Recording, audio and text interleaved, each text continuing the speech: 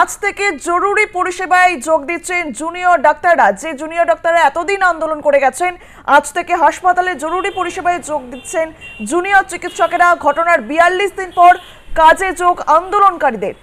মহিলা চিকিৎসকের দেহ উদ্ধারের পর থেকে কর্মবিরতি পালন করছিল তারা। এতদিন আন্দোলন চালিয়ে গিয়েছিল, তবে আজ থেকেই তারা কাজে যোগ দিচ্ছেন। আজ থেকে হাসপাতালে জরুরি পরিষেবায় যোগ জুনিয়র চিকিৎসকদের। ঘটনার ৪২ দিন পর কাজে যোগ আন্দোলনকারীদের।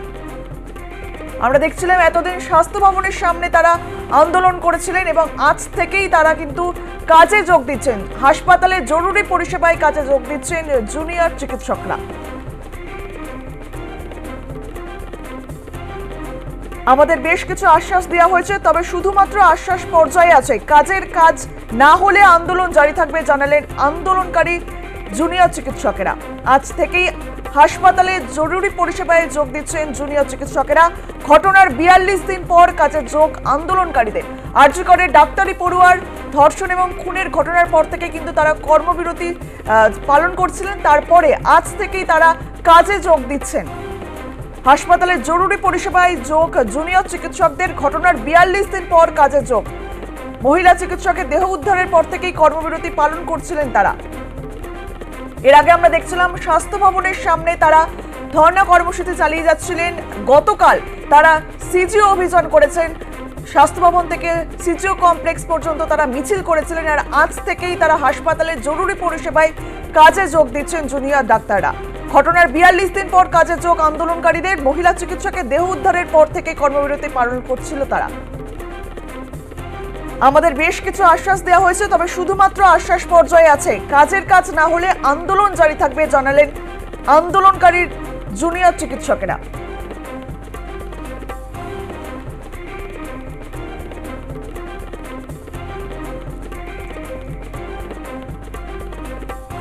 বিয়াল্লিশ দিন পর কাজে যোগ আন্দোলনকারীদের।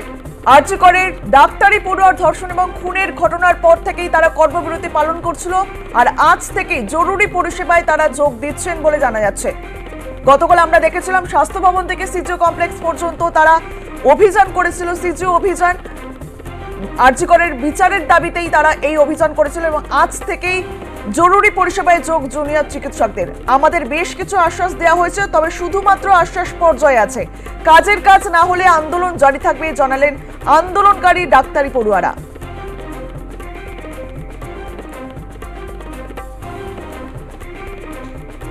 আরজি করের মহিলা চিকিৎসকের দেহ উদ্ধারের পর থেকেই কর্মবিরতি পালন করছিল জুনিয়র ডাক্তাররা।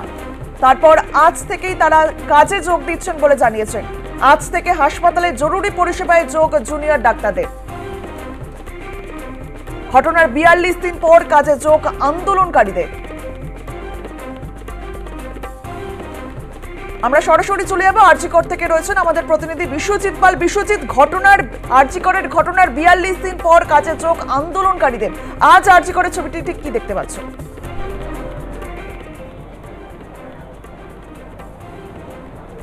দেখো, প্রথমে আগে তোমাকে ছবি দেখানোর চেষ্টা করব। আরজি করের যে ট্রমা সেন্টার, সেই ট্রমা সেন্টারে কিন্তু ইমার্জেন্সি বিভাগ, সেই ইমার্জেন্সি বিভাগেই কিন্তু এই মুহূর্তে কর্মরত জুনিয়র ডাক্তাররা কিন্তু ভিতরে প্রবেশ করেছেন এবং আমরা কয়েকজন জুনিয়র ডাক্তারকে দেখতে পেলাম যে কিছুক্ষণ আগেই তারা কিন্তু ভেতরে প্রবেশ করেছেন। একটু তাদের সাথে কথা বলার চেষ্টা করব। দিদি, যদি একটু কথা বলা যায়, আমরা একটু কথা বলার চেষ্টা করবো জুনিয়র ডাক্তাররা যারা আজকে আপনারা কাজে যোগ দিয়েছেন। আমরা এতদিনও তো কাজ করছিলামই, সেই কাজটা একটু অন্যরকম কাজ ছিল, সমাজ গড়ার কাজ ছিল, সমাজের সেবা করছিলাম, অভয় ক্লিনিকও করছিলাম। আজকে সেই জায়গায় আবার নিজের হসপিটালে এসে পেশেন্ট দেখছি, তো অনুভূতিটা একই রকম যেরকম আগেও ছিল। তখন আরও বেশি মানুষকে দেখছিলাম, এখন যারা নিজের সমস্যা নিজেরা বলছেন তখন আমরাই সমস্যাটা তাদেরকে বোঝাচ্ছিলাম, তো অনুভূতিটা একই রকমের। এর পাশাপাশি কি আন্দোলন চলবে?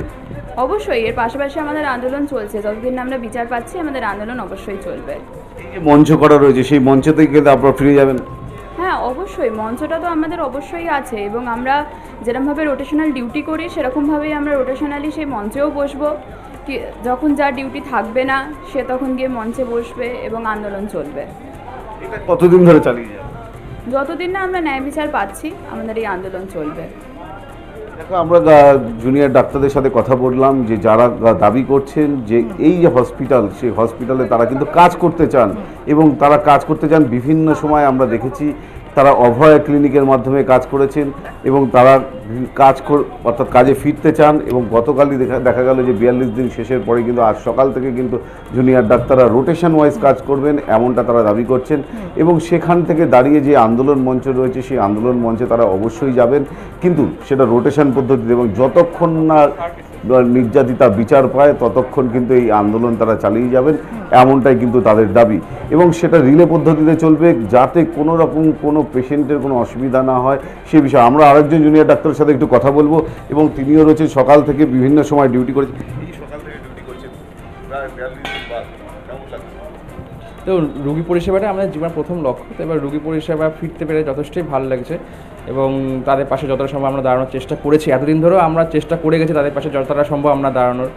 তো মানে অভয়া ক্লিনিক, অভয়া টেলিমেডিসিন ক্লিনিক, এগুলোর মাধ্যমে আমরা তাদের চিকিৎসা দেওয়ার চেষ্টা করেছি। আপাতত আমরা এখানে এসেনশিয়াল সার্ভিসটা জয়েন করলাম।